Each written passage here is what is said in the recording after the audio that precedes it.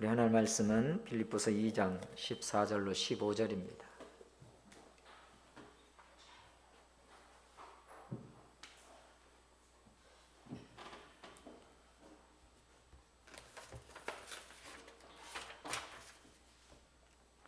빌립보서 2장 14절로 15절 함께 읽겠습니다.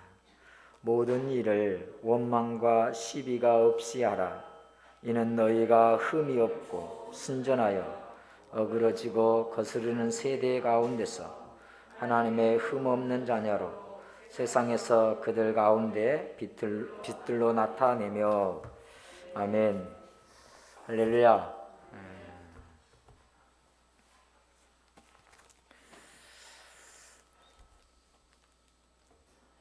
이 세상은 언제나 동일합니다. 복음을 거부하고 예수님을 거부하지요. 그런가 하면 교회를 대적하고 교회를 비난하기도 합니다. 뿐만 아니라 믿는 성도들에 대해서도 핍박하고 믿는 성도들을 비난하는 것이 세상입니다. 왜 그럴까? 우리가 무엇을 잘못했다고? 왜 그럴까? 여기에는 다 이유가 있습니다. 오늘 본문은 그 이유에 대해서 이렇게 표현하고 있는데요. 세상은 어그러지고 거스르는 세대이다 라고 표현해주고 있습니다. 그 뜻은 세상은요, 삐뚤어지고 악한 성향을 가진 사람들이라는 의미입니다. 뒤틀리고 타락한 세대라고 하는 뜻도 있지요. 볼륨을 조금만 내려서 하우링을 좀 줄이세요. 하우링이 나오니까. 그런 세상에서 듣고 보고 배우는 다음 세대들에게 어떤 영향이 나타나겠습니까? 그들 역시도 삐뚤어지고 뒤틀리기 마련 아니겠습니까? 여러분, 세상이 그런 세상이라면 그런 세상에는 소망이 없습니다. 그런 세상에 우리의 자녀들이 그대로 노출되고 자라난다면 우리는 원하는 바가 아니겠지요. 그러기에 우리 주님은 이 세상의 유일한 소망이 되어주고 계십니다. 그러기에 주님은 교회와 우리를 통해서 어둡고 혼란한 세상을 환하게 비춰주시기를 원합니다. 바울이 어그러지고 거스르는 세상 가운데 살아가는 우리를 어떤 성도로 나타내 준다고 말씀을 하시는가? 그것은 광명체들로서 나타나는 성도의 삶을 살아가도록 약속하고 계십니다. 마이크 좀 만져봐요.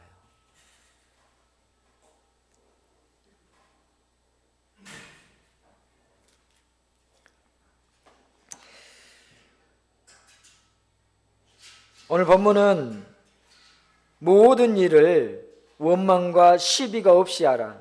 이는 너희가 흠이 없고 순전하여 어그러지고 거스리는 세대 가운데서 하나님의 흠 없는 자녀로 세상에서 그들 가운데 빛들로 나타내며 라고 말씀합니다. 그래요, 원망과 시비가 없이 하라고 하는 이야기는요, 이 세상에는요, 이 세상 사람들로 인하여서 핍박받고 비난받으니까 예수 믿는 우리가 불평과 불만과 또 수군거림과 다툼이 일어날 수 있는 여지들이 많아요. 그런 가운데서도 우리에게 세상을 비추는 빛들이라고 말하고 있습니다. 여러분 15절을 보면 흠이 없다라고 하는 말씀을 나오는데요, 이 말씀은 구약 성경에서 제사를 지낼 때 그 제물이 어떤 제물입니까? 흠없는 제물이었습니다. 그거와 같이 하나님의 자녀로서 흠없는 생활을 하라고 사도 바울은 오늘 빌립보 교회의 성도들과 우리들에게 권면하고 있습니다. 또 순전하라고 하는 의미는요, 하나님의 자녀로서 거룩하고 순결한 생활을 하라는 그 말씀입니다. 어그러지고 거스르는 이 세상은 불법적이고 사악하고 왜곡된 세상의 정신 상태를 말하는데요, 영적으로도 뒤틀리고 도덕적으로 비비 꼬여있는 상태입니다. 세상 사람들이 우리 가운데 있을 때에 그래요, 아무 문제 없을 때는 괜찮아요. 그렇잖아요. 세상 사람들 일부러 우리를 공격하기도 하지만 그래도 서로 아는 사이에, 그런데 두각을 나타내고 잘되게 되어지면 시비하고 다툼하고 그렇습니다. 요즘 텔레비전에 보면 잘 나가는 사람들 있잖아요. 그전에는 전혀 없던 사람들의 매스컴을 타면서 연예인으로 두각을 나타내는 사람들이 있잖아요. 그러니까 그것에 비비 꼬여서 댓글로 공격하고 없던 이야기도 만들어서 재판장에 세우려고 하고, 그런 일들이 비일비재하지 않습니까? 옛말이 맞는 것 같아요. 사촌이 땅을 사면 배가 아픈 격인 거죠. 남이 잘 되니까 속이 뒤틀리는 거예요. 겉으로는 축하해 주는 척하지만 뒤에서는 댓글 공격하고, 연예인들이 그것 때문에 너무너무 고통스러워 하잖아요. 우리 주변에도 그런 일들은 종종 나타납니다. 이 세대가 그런 세대입니다. 학교 드라마를 보고 있으면요, 그 학교 드라마, 과거에 있던 뭐 펜트하우스나 이런 것들을 보고 있으면 공부 잘하는 애들 시기하고 질투하고, 그들의 자리를 빼앗기 위해서,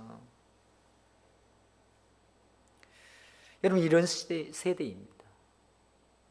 이 세대에 주님은 빛들로 나타나라고 말합니다. 어두운 밤하늘에 별이 빛났듯이 복음으로 부패한 세상을 밝히라고 말씀합니다.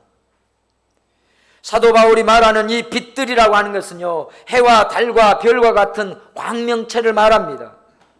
하나님의 자녀들은 이 어두운 세상 가운데서 광명체의 역할을 해야 한다라고 하는 말씀이죠. 바울은 광명체가 어두운 하늘을 밝게 비추는 것처럼 빌립보 교회의 성도들도 복음에 합당한 삶을 통해서 모든 세대에 주님의 빛을 나타내라고 말하고 있습니다. 사도 바울이 말하는 이 빛들은 무엇인가? 그 빛들은 빛 자체를 말하지 않습니다. 오늘 사도 바울이 빌립보에서 말하는 빛들은 우리를 지칭하는 얘기인데, 우리를 향하여서 빛 자체라고 말하지 않는단 말이에요. 그 빛 자체는 오직 우리 주 예수 그리스도입니다. 그런 우리에게 빛들이라고 말하는 것은 우리를 비춰주신 예수님의 빛을 발하는 광명체를 뜻하는 얘기예요. 우리가 빛이 되는 것이 아니라 우리는 예수의 빛을 받아서 그 빛을 비춰내는 반사체인 것이죠. 하나님은 우리 믿는 성도가 예수의 빛을 발하는 광명체로 빛나기를 원하셔서 당신의 생명의 빛을 계속해서 비춰주십니다. 주님 말씀합니다. 요한복음 8장 12절에서 나는 세상의 빛이니 나를 따르는 자는 어둠에 다니지 아니하고 생명의 빛을 얻으리라고 했습니다. 여러분, 여러분이 생각하고 여러분이 맞이하는 세상은 어떤가요? 성경이 말하는 어그러지고 뒤틀린 세상 아닌가요? 원망과 시비가 끊이지 않지 않습니까? 세상에는 뭐든지 꼬이게 만들고 있어요. SNS에 보면요, 뭐가 참 뉴스인지도 모를 구분하기 어려워요. 얼마나 거짓 뉴스들이 많은지.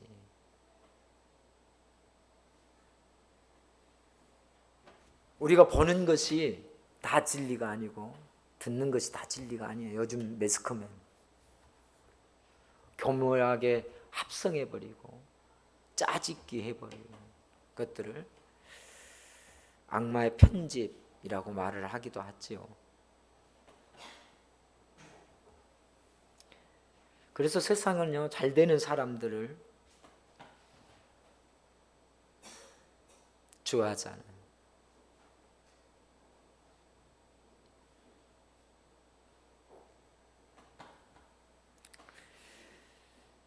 잘 되는 것 같다가도 결국엔 꼬이게 되고 또 등을 돌리면서 배신하는 그런 관계로 전락하기 일쑤이지요. 세상은 진리에 대해서 어둡습니다. 캄캄합니다. 모릅니다. 진리를 깨닫지도 못합니다. 그래서 빛 대신 예수님을 거부하고요, 교회에 대해서 비난하기를 앞장섭니다. 그런데 주님은 그런 세상을 위해서 교회를 세우셨습니다. 다시 얘기하면 이런 세상을 위해서 교회가 존재하는 것입니다. 주님은 교회를 통하여서 세상의 모든 사람들을 사랑하고 그들에게 구원의 소망이 되기를 원하고 있습니다. 우리가 주님의 빛을 나타내는 삶을 사는 것이 이 주님의 소망을 이루어드리는 것이라 믿습니다. 사도 바울이 오늘 본문을 통하여서 우리에게 얘기하고 있는 것은 구원을 이루라 라고 말씀했잖아요, 지난주에. 그러면서 구원을 이루는데요, 어떻게 해요? 원망과 시비가 없이 하라고 말합니다. 구원을 이루는데 원망과 시비가 없이 하라고 또 당부해 줘요. 이유가 뭘까? 구원을 이루어서 천국 시민이 되었고 천국 백성이 되었고 하나님의 자녀가 되었는데 원망과 시비가 없이 하라는 거예요. 그래요, 이 세상에는요, 우리에게 영적 싸움을 걸어오는 세대예요. 우리를 비난하고 우리를 핍박합니다. 그러니까 원망과 시비가 없을 수가 없는 거죠. 애매히 당하는 고난들이 참 많아요. 불이익을 당하는 경우들이 종종 있어요. 여러분,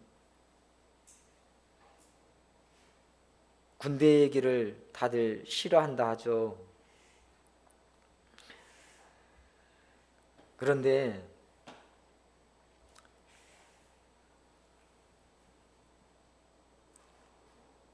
예수 안 믿는 고참들은 예수 믿는 후임들을 아무 이유 없이 괴롭히곤 했습니다. 지금 시절이 아니에요. 저나 또 저보다 연배가 위의 분들, 기독교 환자 이리 와. 네. 기독교 환자. 기독교 환자. 이리 와. 네.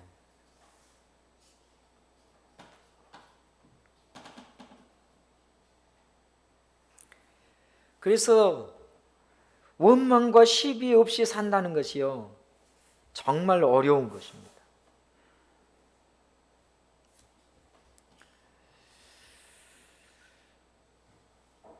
여러분, 우리가 아는 것처럼 이 세상은 광야입니다.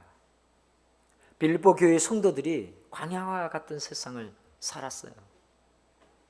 그래서 광야 같은 인생길이기 때문에요, 그런 애매한 고난을 통하여서 원망과 불평과 불만이 터져나오기 십상이에요.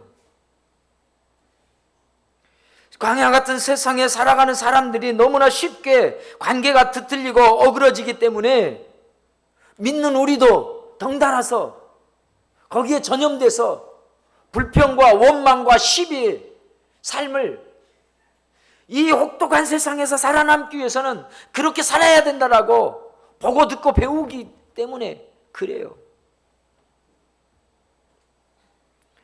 그래서 구원받은 하나님의 자녀들에게 광야의 길에서 빛들로 나타나라고 오늘 말씀하고 있습니다.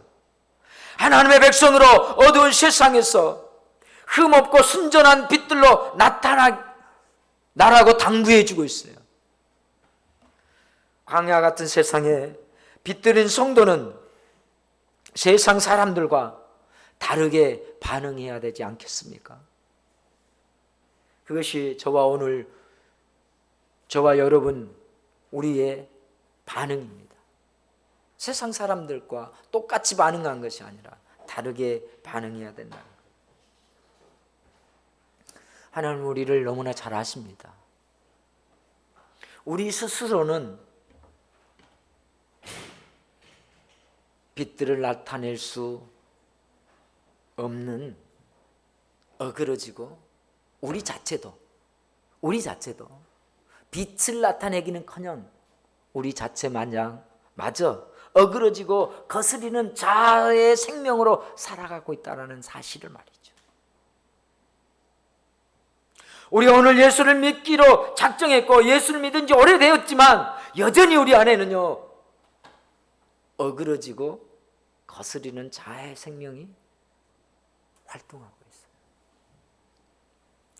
여러분, 자아의 생명으로는 원망과 시비 없는 삶을 못 삽니다. 자아의 생명이 있는 한 흠없고 순전한 삶을 살지 못합니다. 그래서 예수님이, 빛 대신 예수님께서 우리가 빛들로 나타낼 수 있도록 오늘 본문을 통하여서 예수님의 마음, 이 마음을 품으라고 말씀하시고 그 마음을 우리에게 주고 계십니다. 그것이 곧 십자가의 은혜이지요. 십자가의 은혜만이 자아의 생명이 아닌 예수의 생명이 되게 하십니다. 우리 안에 우리의 자신이 아닌 흠없고 순전하신 예수님으로 살도록 성령님은 우리 곁에서 도우시고 힘을 주시고 위로하시고 격려하시는 분이십니다. 그것이 이제는 내가 산 것이 아니요 내 안에 예수가 사시는 것이라는 고백이지요. 우리는 빛이 될 수 없는 어그러지고 거스리는 사람들입니다. 그래서 빛 대신 예수님이 찾아오셨고요, 당신의 마음을 우리들에게 환하게 비춰주십니다. 나를 향한 마음, 우리를 향한 마음, 주님이 당신의 마음을 보여주시고 비춰주시고, 세상이 내게 했던 것처럼 어그러지고 비틀어진 그 행동을 나 역시 주님에게 어그러지고 비틀린 그 모습을 보이면서 반항할 때가 많잖아요. 죄지을 때가 있잖아요. 그럴 때에 주님은 여전히 우리에게 당신의 동일한 마음, 사랑하는 마음, 용서하는 마음, 우리를 품어주는 그 마음을 보여주시고 비춰주셔요. 왜요? 너희가 어그러진 세대 가운데 살지만 나의 이 빛을 받아서 그 빛을 바라는 삶을 살게 원하시기 때문 아닐까요?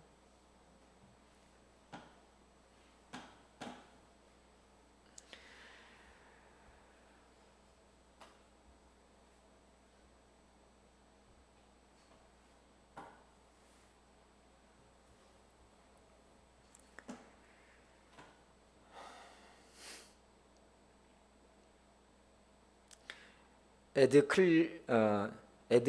벌클리라고 하시는 분이 이런 말씀을 하십니다.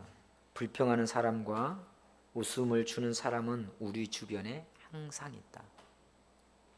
우리 주변에 불평하는 사람들도 있고 우리 주변에 기쁨을 주는 사람들도 있어요. 그렇지 않나요? 그런데 불평을 주는 사람들은요, 우리의 관계를 일부러 흐트러지는 않지만 그들과 있으면 끊임없는 문제들이 발생한다는 거예요. 그러나 가는 곳곳마다 햇볕을 가져다주는 멋진 사람들도 우리 곁에는 있지요. 그런 사람들을 만나면 다들 좋아합니다. 그런 사람들이 모임에 있으면 그 모임은 화기애애해야 합니다. 유쾌하고 웃음소리가 끊이지 않습니다. 그래서 사람들은 그 사람이 오기를 기다립니다.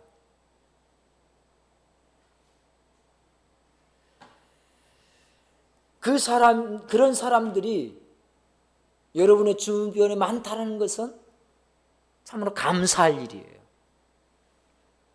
뿐만 아니라 그 모임에 내가 그런 사람, 기분 좋게 하는 사람, 분위기를 따뜻하게 해주는 사람이 된다라고 하는 것은 너무너무 감사한 일이에요.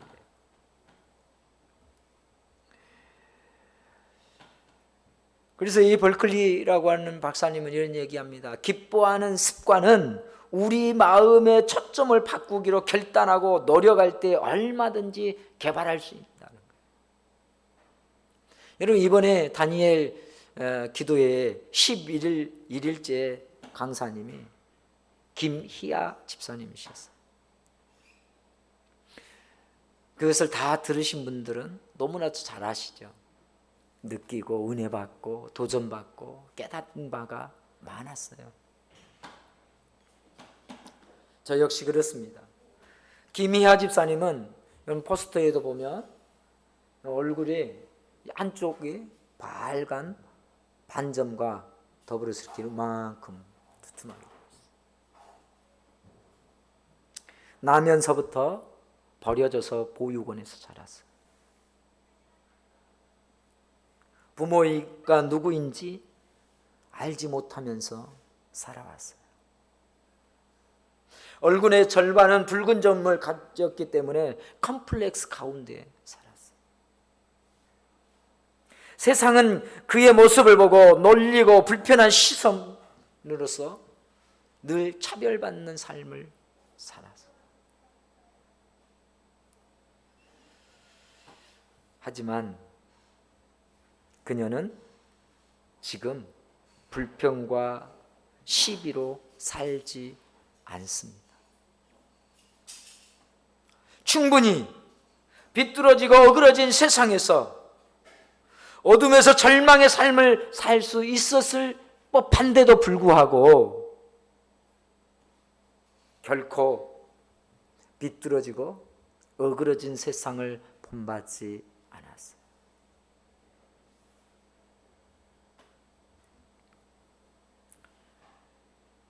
그는 이렇게 고백합니다. 하나님의 은혜예요. 하나님의 지속적인 사랑의 빛을 받은 것. 하나님께서 보배롭고 존귀한 은혜의 빛을 끊임없이 비춰주신 것이죠. 그래서 그런 차별과 그런 냉대와 그런 일을 당할 때마다 아프고 찢기는 미 있었지만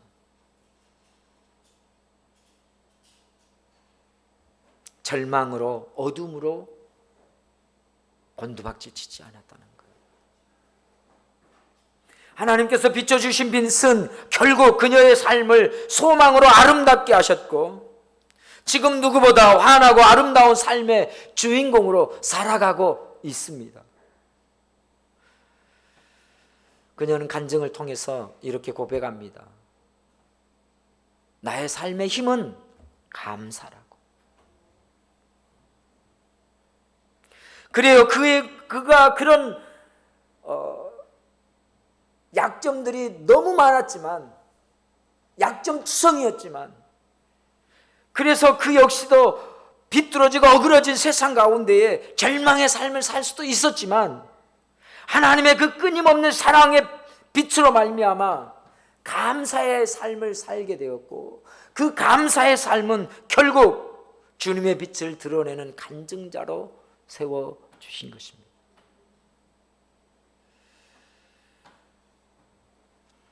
저는 이것을 보면서 그래요, 김희아 집사님이야말로 주님의 빛을 나타내는 광명체가 되었구나.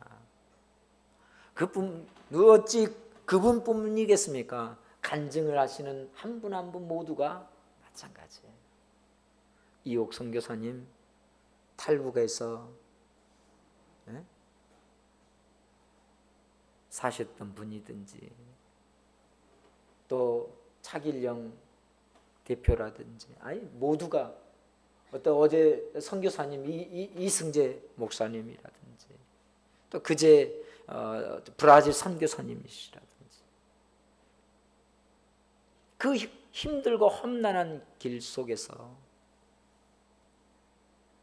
오늘 하나님의 은혜를 저버리지 아니하고 하나님의 은혜로 나는 하나님의 은혜를 나타내는 간증자, 빛들을 나타내는 광명체가 되었노라고 간증하고 있는 모습, 그것이 오늘 본문에서 사도 바울이 우리에게 주시는 메시지입니다. 사랑하는 성도 여러분, 이제 말씀을 정리합니다. 어그러지고 거스르는 이 세대 가운데에 하나님은 우리에게 생명의 빛을 비춰주고 계십니다. 그러므로 주님의 은혜의 빛을 받아서 주님의 광명체로 신앙생활에 가시기를 바랍니다. 어그러지고 뒤틀린 세상에서 순전한 믿음의 광명체로 그 길을 함께 걸으십시다. 그 신앙생활은 빛 대신 예수님의 마음을 품게 하시는 은혜입니다. 자기를 낮추고 십자가에 죽기까지 하나님께 복종하게 하는 은혜이지요. 흠이 없고 순전하신 예수님만 바라보게 하는 은혜인 줄로 믿습니다. 사랑하는 성도 여러분, 우리 주님의 빛을 나타내는 광명체로 신앙의 길을 걷기로 다짐하셨다면 우리 큰 소리로 우리 함께 아멘 해 보실까요? 할렐루야. 그래요, 우리 예수님은 열방의 소망이십니다. 우리의 위로자이십니다. 온 땅의 영혼의 소망입니다. 어둠의 빛이요 변함없는 진리가 되십니다. 그 주님을 우리 이 시간에 함께